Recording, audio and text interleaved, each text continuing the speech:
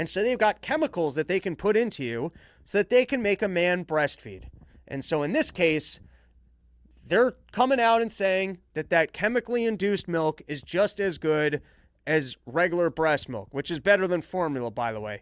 And I'm here to tell you, just wait for the baby suicide rate in 20 years.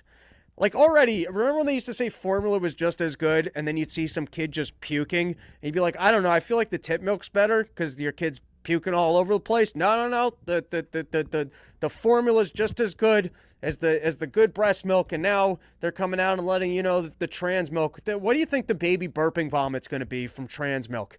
You're going to see like kids like The Exorcist just climbing up the roofs of the houses, just puking out green, and the scientists being like, nope, that's just as good. That is just as healthy. And so, I don't know, here, we can read this. This is from the New York Post. Breast milk produced by men who transition to women is as good for babies as milk from a genetic female, according to British health officials, sparking outrage from critics questioning the science. I don't know, that's official government science. What would there be to question? A leaked letter from the University of Sussex Hospital NIH Trust contended that milk produced by transgender women after taking a combination of drugs and hormones is comparable to that produced by a mother following the birth of a baby. Now you're already saying comparable. Comparable how? And that it's technically milk.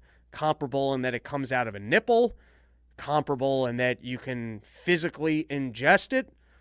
What do you mean by comparable? It's already less of a claim. The Telegraph reported this week. Staff further clarified that the term human milk is meant to be neutral and is not gender biased, said the missive sent to critics who blah, blah, blah, blah, blah, blah, blah. All right, and then I wanted to read this. This was jumping ahead. Hold on one second. Yeah, jumping ahead. While Doperidone, also known by the brand name Motilium, was not intended for this use, USHT said the practice is safe even though the medication could be transferred to the baby through breastfeeding. Does that sound as safe as regular breastfeeding, that the medication could be transferred? Is that going to be like a pyramid where you breastfeed your baby, and then your baby can breastfeed a smaller baby, and then that baby can breastfeed like a little mouse or something? You know, like when you have those really rich people, they got the angel who's pissing into this fountain, and then that fountain pisses into that fountain, and then that fountain goes to that fountain. Or is there going to be a pyramid of chest feeders here? Who knows? Maybe this is how we solve world hunger. We've got calories down to a science where everything that you consume forces your body to create calories for something else. This might be the way to solve world hunger, people. Maybe we send some of these chemicals over to Gaza, and you can have all the dudes just chest feeding the kids, and then the kids chest feeding them this, all the way down to chest feeding the animals. Motilium says only small amounts of the medication may be detected in breast milk, although it adds that the medication should be used during breastfeeding only if your physician considers this clearly necessary. Which I mean, why only if it's clearly necessary? If it's just as good as breast milk, and breast milk is better than formula, why don't you just give this to heterosexual dads? Shouldn't they be contributing?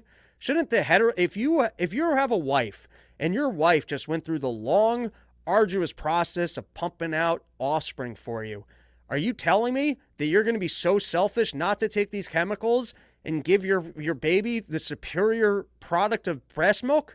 I don't understand. Why should this only be considered if it's clearly necessary? If it's actually just as good, why wouldn't heterosexual couples, if their wife couldn't breastfeed, be required? I mean, we should all shame these men who don't want to enlarge their, what, because you don't want to enlarge your breasts? You don't want to feel effeminate? What did your wife just go through? You think she wanted to have a big stomach? You think she wanted to push a baby out of her vag hole? You think she wanted that? No, but that was part of the process. This is an opportunity for men to step up and contribute. Baloney Moore of the think tank Policy Exchange sent a missive to the Telegraph bashing the hospital's guidance, calling it unbiased and naive. Just back to our core theme. How do we feel